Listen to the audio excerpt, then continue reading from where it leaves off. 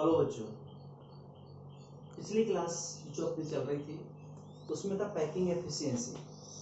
और packing efficiency में हम एससीपी यूनिट सेल की पैकिंग एफिशिएंसी कैलकुलेट कर चुके थे। ठीक है, आज हम बात करेंगे packing efficiency of FCC unit cell, यानी फेस सेंटर्ड यूनिट सेल की पैकिंग एफिशिएंसी का कैलकुलेशन करना है। फेस सेंटर्ड यूनिट सेल की पैकिंग एफिशिएंसी का कैलकुलेशन करना है, यानी फलक केंद्रित इकाई कोशिका की संकुलन क्षमता। फलक केंद्रित इकाई कोशिका की संकुलन क्षमता। तो ये मैंने आपके सामने क्यूब बनाया हुआ है। क्यूब का मीन इकाई कोशिका मान सकते हैं, यूनिट सेल। और एफसीसी है, फेस सेंटर्ड है, फलक केंद्रित है। तो जो कांस्टेंट पार्टिकल है, अवयवी कण है, वो कोनों पर होंगे यानी कॉर्नर्स पर, और फलक के केंद्र पर यानी सेंटर ऑफ ईच फेसेस, वो मैंने यहीं पे अरेंज किए हुए हैं। ठीक है, मैंने यहाँ पर इन कांस्टेंट पार्टिकल्स को नंबरिंग कर दिया A B C D E F G H, numbering हो गया। आपको ध्यान रखना है, constant particles which are present at the corners do not touch each other, do not touch each other। कहने का मीन है कि जो कॉर्नर्स पर कांस्टेंट पार्टिकल्स है वो एक दूसरे को टच नहीं करते हैं। कोनों पर जो अवयवी कण है वो एक दूसरे को टच नहीं करते हैं। जबकि AD आपको क्या दिखाई दे रहा है? AD फेस डायगोनल, फलक विकर्ण है। क्या ये? फलक विकर्ण। और फलक विकर्ण पे आप देख रहे हैं बीच में एक कांस्टेंट पार्टिकल है, फेस डायगोनल पर एक कांस्टेंट पार्टिकल है। तो जितने भी फेस होंगे, जितने भी फेस डायगोनल है इस क्यूब में, सभी फेस डायगोनल के सेंटर में एक कांस्टेंट पार्टिकल है। फलक विकर्ण के केंद्र पर एक अवयवी कण है। तो जो कांस्टेंट पार्टिकल फेस डायगोनल पर प्रेजेंट है वो अदर कांस्टेंट पार्टिकल्स को टच करता है। फलक विकर्ण पर उपस्थित अवयवी कण अन्य अवयवी कणों को स्पर्श करता है। इंग्लिश में सुन लें, फेस डायगोनल पर जो कांस्टेंट पार्टिकल है वो अदर कांस्टेंट पार्टिकल्स को टच करता है। ठीक है, फिर हम मानते हैं कि जो एज ऑफ क्यूब है वो कितनी है? स्मॉल है। तो हम मानते हैं suppose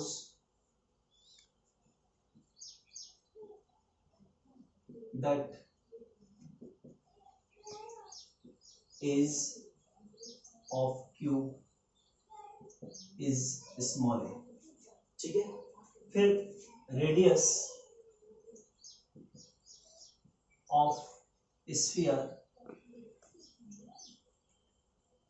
small r. Radius of sphere कितना सपोज किया? Small r. अब आपको क्या करना है, जैसे एससीपी में किया था, per unit cell number of constant particles calculate करना है। Per unit cell number of constant particles calculate करने हैं। कल एससीपी में किया था तो 1/8 × 8 1 आएगा।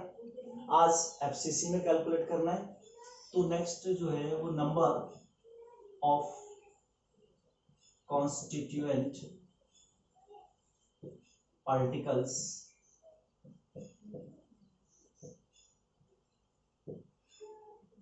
इन per unit cell. Per unit cell calculate करेंगे तो कैसे करेंगे? कहाँ कहाँ है? कॉर्नर्स पे, यानी प्रति इकाई कोशिका अवयवी कणों की संख्या की गणना करनी है। तो कॉर्नर्स पे जो होते हैं कोनों पर, उनका 1/8 होता है। तो 1/8 × 8 प्लस, और कहां पर है कांस्टेंट पार्टिकल अवयवी कण? सेंटर ऑफ ईच फेसेस यानी फलक के केंद्र पर। तो उनका कंट्रीब्यूशन कितना होता है? 1/2। कितने फेस होते हैं? 6। तो टोटल पार्टिकल्स आ गए आपकी 4। यहाँ 1 + 3 4 आ गए। क्लियर? फिर आप जानते हैं वॉल्यूम ऑफ स्फीयर कितना होता है? 4/3 πr³। यही होता है ना। फिर total volume of spheres 4/3 πr³। ये तो 1 स्फीयर का है। टोटल स्फीयर कितने हैं? यूनिट सेल में 4 है तो इसको 4 से मल्टीप्लाई कर दो, कितने से 4 से मल्टीप्लाई कर दो तो ये आ गया 16/3 पाई आर क्यूब। इसको अपन इक्वेशन फर्स्ट दे देते हैं, इसको क्या दे दिया इक्वेशन फर्स्ट, समीकरण नंबर 1। तो एक गोले का आयतन कितना है 4/3 पाई आर क्यूब, तो सभी गोलों का जो टोटल आयतन है वो कितना होगा 4/3 पाई आर क्यूब इंटू 4 से मल्टीप्लाई क्यों किया कि per unit cell number of constant particle प्रति इकाई कोशिका अवयवी कणों की संख्या कितनी है 4 है ना, तो 4 से मल्टीप्लाई कर दिया तो 16/3 पाई आर क्यूब, ये आपका समीकरण नंबर 1 आ गया इक्वेशन फर्स्ट। फिर आपको क्या करना है वॉल्यूम ऑफ क्यूब कितना है ए क्यूब, क्योंकि जब हम ए लेके चल रहे हैं तो वॉल्यूम ऑफ क्यूब कितना होगा ए क्यूब, ठीक है। अब अपन को यहाँ पे एक ट्राइगोनल लेना है बच्चों, ध्यान दें ए सी डी कौन सा ले रहे हैं from trigonal A C D से बात करेंगे। तो एडी क्या है फेस डायगोनल फलक विकर्ण है, तो एडी इक्वल टू आपने पाइथागोरस थ्योरम पढ़ी होगी, तो कर्ण का स्क्वायर बराबर आधार का स्क्वायर प्लस लंब का स्क्वायर, तो उसके लिए अकॉर्डिंग मैंने इक्वेशन लिख रहा हूं एडी इक्वल टू रूट क्या आएगा AD equal to root A C square plus C D square यही आएगा। अब देखिए कॉर कितना है ए, तो ए सी कितना होगा ए होगा और सी डी भी कितना होगा ए ही होगा ना, तो आप लिख सकते हैं ए डी बराबर root a square plus a square, तो आपका यहाँ पे लिख रहा हूं मैं ए डी इक्वल टू हो गया रूट 2a, कितना आ गया रूट 2a, ए स्क्वायर को रूट से बाहर ले लिया और 2 का जो ए स्क्वायर प्लस ए स्क्वायर तो 2a स्क्वायर हो गया, तो 2 को रूट में रखा तो रूट 2 और a को बाहर निकाला तो a हो गया, ए डी इक्वल टू क्या आ गया रूट 2a। इतना समझ में आ गया, क्लियर है इतना बच्चों। अब आगे देखिए इस साइड से मैं मिटा रहा हूं, आपको आगे देखना है समझना है ध्यान से। अब AD को ध्यान दे बेटा, AD equal to root 2a आ गया। अब AD ये AD है और बीच में क्या है कांस्टेंट पार्टिकल जो फेस डायगोनल पे है, जो फलक विकर्ण पर है ना अवयवी कण, ये तीनों एक दूसरे को टच करते हैं। क्योंकि देखिए एक ये बनाया, एक ये बनाया, एक ये बनाया, ये A है आपका और नीचे वाला क्या है ये D है और बीच में ये कांस्टेंट पार्टिकल है, ये तीनों एक दूसरे को टच कर रहे हैं ना, और इनकी रेडियस कितना मान के चले small r small r small r small r, तो टोटल तो ए डी तो अपन लिखते हैं स्फीयर ए एंड डी, चलो इसको, तो आपको ये डायग्राम समझ में आ गया होगा कि ए और डी और जो फेस डायगोनल पर है वो एक दूसरे को टच कर रहे हैं ना, तो इसके अकॉर्डिंग अपन लिख सकते हैं then a d equal to r plus r plus r plus r, किसके इक्वल आ गया 4r के इक्वल, इसके इक्वल 4r, समझ में आ गया। देन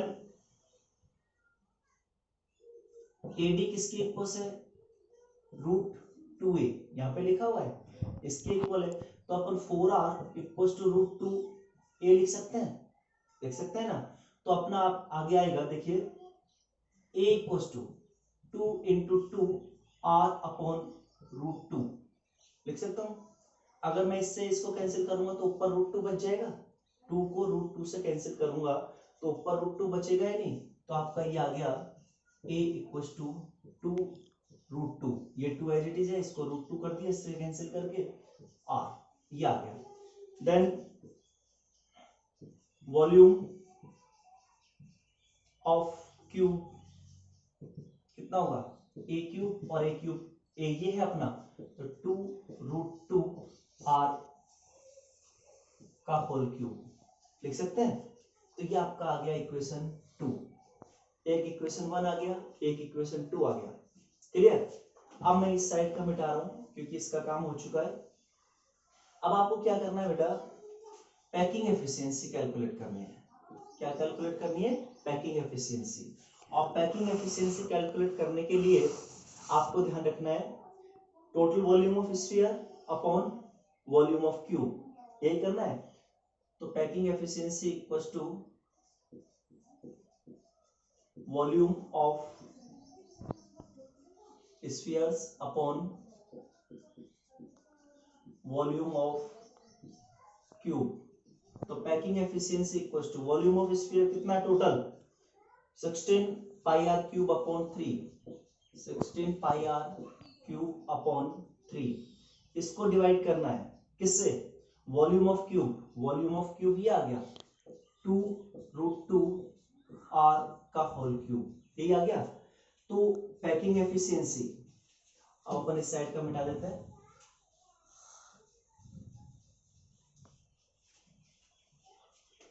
अब देखिए आगे चलते हैं। देखो बच्चों, पैकिंग एफिशिएंसी की बात कर रहे हैं तो 16/3 पाई आर क्यूब इंटू 2√2, तो ये अपना आ जाएगा 1/8। 1/8 2 को 3 बार मल्टीप्लाई करेंगे तो कितना आएगा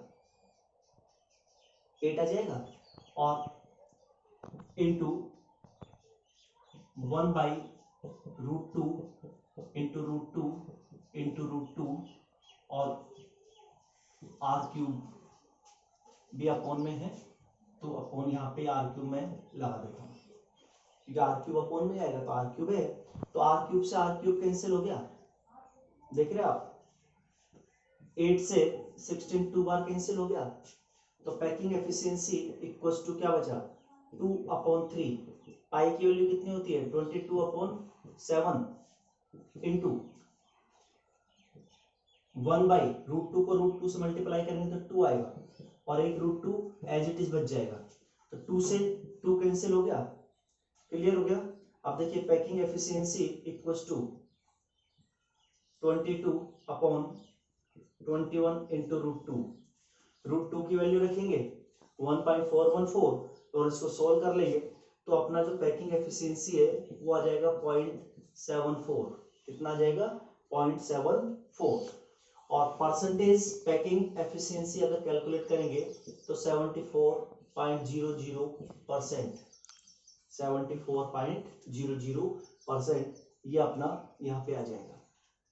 तो ये मैंने पैकिंग एफिशिएंसी का एक सिंपल सा फॉर्मूला है, रट ले volume of spheres upon volume of cube. तो पहले आप वॉल्यूम ऑफ स्फीयर्स कैलकुलेट करते हैं, then volume of cube calculate करते हैं। वॉल्यूम ऑफ स्फीयर में वॉल्यूम ऑफ क्यूब को से डिवाइड कर देते हैं, और डिवाइड करने पे जो आता है दैट इज पैकिंग एफिशिएंसी। तो ये अपनी पैकिंग एफिशिएंसी एफसीसी के लिए कितनी आती है 74%। ये आपको ध्यान रखना है 74% पैकिंग एफिशिएंसी है एफसीसी के लिए। अब मैं एक और बचा आपके जो सिलेबस में है packing efficiency of body centred unit cell. Packing efficiency of body centred unit cell ये और करेंगे। तो ध्यान दें, अब एफसीसी की जगह मैं क्या लिख रहा हूं बीसीसी। एफसीसी की जगह मैंने क्या लिख दिया बीसीसी। तो packing efficiency of BCC unit cell. अब इसका भी यूनिट सेल आपको बनाना है। देखिए ये मैं यूनिट सेल आपके सामने बना रहा हूं, और इस बार जो यूनिट सेल बनेगा वो बॉडी सेंटर्ड होगा। कौन सा होगा बॉडी सेंटर्ड। बॉडी सेंटर्ड में कांस्टेंट पार्टिकल्स यानी काय केंद्रित इकाई कोशिका की बात कर रहा हूं, और काय केंद्रित इकाई कोशिका में अवयवीकरण कोनों पर होते हैं और इकाई कोशिका के केंद्र पर होते हैं। बॉडी सेंटर्ड यूनिट सेल में जो कांस्टेंट पार्टिकल्स हैं कॉर्नर्स पे होंगे, और एक बॉडी के सेंटर में होगा यूनिट सेल के सेंटर में। तो देखिए first second third fourth fifth sixth 7 8 corners, और एक ये बना रहा हूं मैं, देखिए ये बॉडी डायगोनल है और एक यहाँ पर है। ये जो यूनिट सेल बना आपका वो कौन सा है? बॉडी सेंटर्ड यूनिट सेल, काय केंद्रित इकाई कोशिका। इसको ए कह दिया, इसको बी कह दिया, इसको सी, इसको डी, और इसको ई, इसको एफ, इसको जी, इसको एच, और एक मैं यहाँ पे ये ले रहा हूं, ये बेटा ये आपका फेस डायगोनल है। एफ सी एफ ये तो है बॉडी डायगोनल, और सी एच को क्या है? Face diagonal. सी एफ काय विकर्ण है और सी एच फलक विकर्ण है। कॉर्नर्स पर जो कांस्टेंट पार्टिकल है, कोनों पर जो अभिविकर्ण है, एक दूसरे को स्पर्श नहीं करते हैं। तो constant particles which are present at the corners do not touch each other, but constant particle which are present at the body diagonal touches other spheres, touches other constant particles or sphere। तो जो काय विकर्ण पर अवयवी कण है वो अन्य अवयवी कणों को स्पर्श करेगा, ये ध्यान रखना है आपको, ठीक है। अपन एज कितना मान के चलते हैं? ए, एज कितना है? ए, और स्फीयर कितना मान के चलते हैं? स्फीयर की रेडियस कितनी होगी? Small r. तो वैसे लिखेंगे, देखिए suppose that is of cube is small a, clear बच्चों? radius of sphere is small r, clear हो गया? ये अपन ने कर दिया। फिर अपन को per unit cell number of constant particles calculate करते हैं, प्रत्येक इकाई कोशिका अवयवी कणों की संख्या की गणना करते हैं। तो देखिए number of constituent particles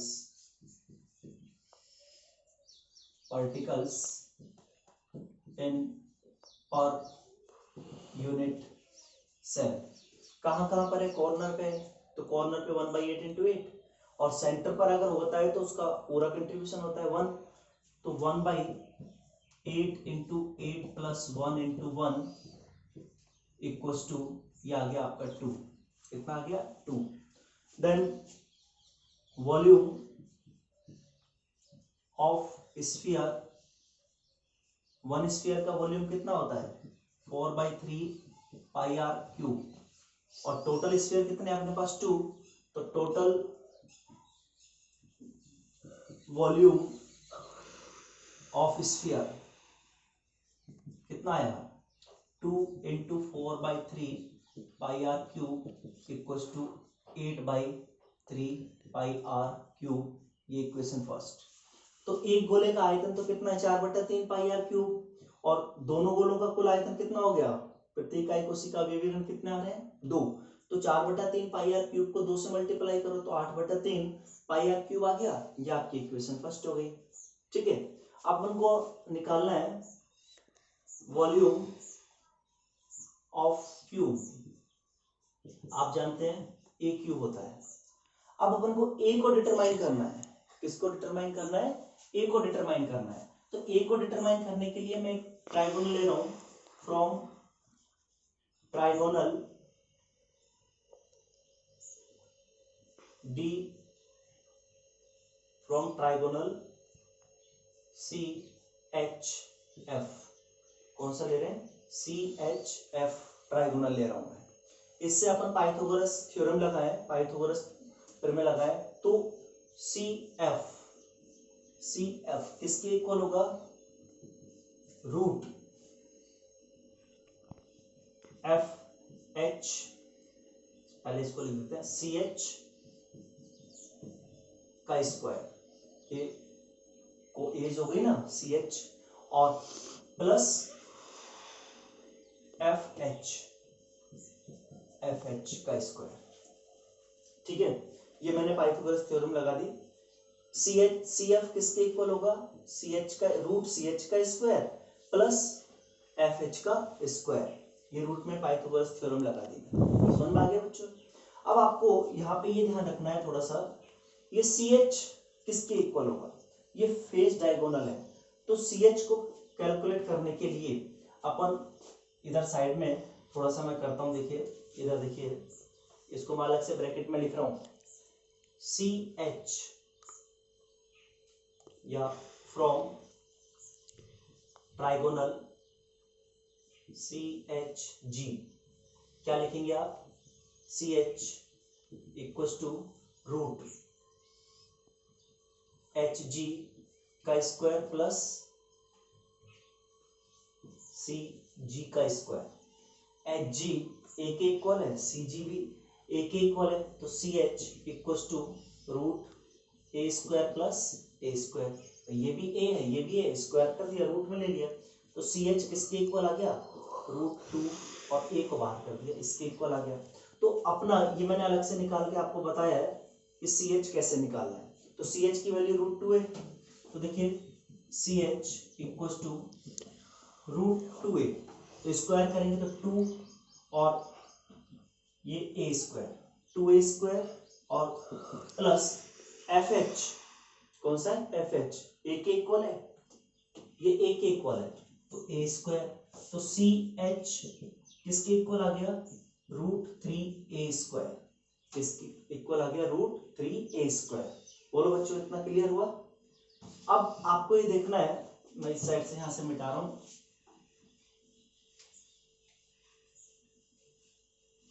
अब आप देखिए यहाँ पे a कैलकुलेट करना है हमको, क्या कैलकुलेट करना है, a कैलकुलेट करना है, और a कैसे कैलकुलेट होगा, सॉरी रूट थ्री आएगा, क्योंकि ए स्क्वायर को हम बाहर लेंगे तो रूट थ्री ए आ जाएगा, ए स्क्वायर नहीं रूट थ्री ए को कैलकुलेट करना है, और ए को कैलकुलेट करने के लिए सी एच देखिए, सी सी एफ है बेटा, sorry C F, C H नहीं है, सी एफ, क्लियर, ये सी एफ है, इसको लेके चल रहा हूं मैं। तो सी एफ को कैसे, सी एफ को देखिए ध्यान से, सी एफ है, तो ये मैंने एफ बना दिया, ये बीच में बॉडी डायगोनल का आ गया, और ये यहाँ पे आ गया सी वाला, ये एफ है, ये सी है, ये आपस में एक दूसरे को टच करता है, इसका radius small r small r small r small r, तो सी एफ किसके इक्वल आ गया, सी एफ किसके इक्वल आएगा बताइए बच्चों, फोर आर के इक्वल, किसके इक्वल, फोर आर के इक्वल, क्योंकि एक दूसरे को टच कर रहे हैं, तो आर आर आर और इसका भी आर, तो फोर आर के इक्वल हो गया, और अपन लिख सकते हैं सी एफ की जगह फोर आर, तो four r equal to root three A, तो ए इक्वल टू किसके आएगा, ए इक्वल टू किसके आएगा बता सकते हैं, four r upon root three A, four r upon root three A आ गया ए। जब इतना हो गया है तो आगे देखिए, फिर अपन निकालते हैं volume of cube, volume of cube, तो ए क्यूब होता है, तो अपन इसको लिख सकते हैं four r upon root three, sorry A नहीं आएगा ये, तो ए इक्वल टू ये आ गया four r upon root three, तो ए क्यूब, क्यूब का वॉल्यूम कितना है, A cube equal to four r upon root three का होल क्यूब, ये कर दें, तो ये इक्वेशन नंबर सेकंड आ गया आपका, ये कौन सा इक्वेशन नंबर सेकंड, इतना क्लियर हो गया। अब आगे देखिए, तो बच्चों आपके पास वॉल्यूम ऑफ क्यूब भी है, वॉल्यूम ऑफ स्फीयर्स भी है, तो पैकिंग एफिशिएंसी कैसे कैलकुलेट करते हैं आपको पता है, volume of spheres, volume of spheres upon volume of cube, ठीक है, तो packing efficiency, volume of spheres कितना है, 8/3 pi r cube upon volume of cube कितना है, 4r अपॉन रूट थ्री का होल क्यूब, ये दोनों इक्वेशन की वैल्यूज रख दी हमने, ठीक है। अब आगे देखिए,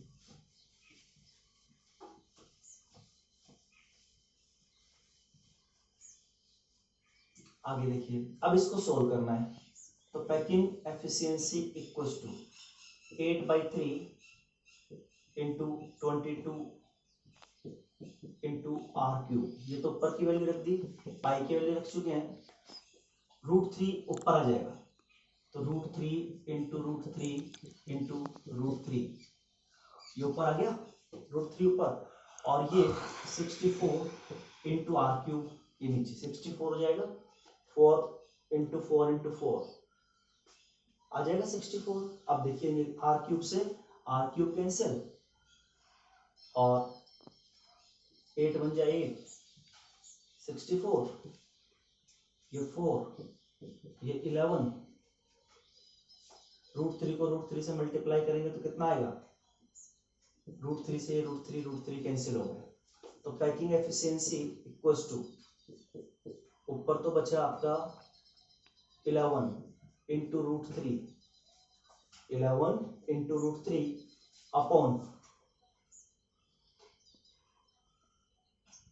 में आपका बच रहा है 3 से 3 कैंसिल कर दिया है, 7 को 4 से मल्टीप्लाई करें 28, 7 4 जा 28, तो ये अपना बच गया। इसको जब अपन सोल्व करते हैं तो बेटा √3 की वैल्यू आप जानते हैं, यहाँ पे लिख रहा हूँ 11 इंटू 1.732 अपॉन 28, इसको सोल्व करेंगे तो पैकिंग एफिशिएंसी आएगी आपकी 0.68, कितनी आएगी 0.68, और packing efficiency percentage packing efficiency अगर कैलकुलेट करेंगे तो 0.68 को मल्टीप्लाई करना है 100 से, तो अपन इसको 68% कह सकते हैं, कितना 68%, तो ये आपको ध्यान रखना है।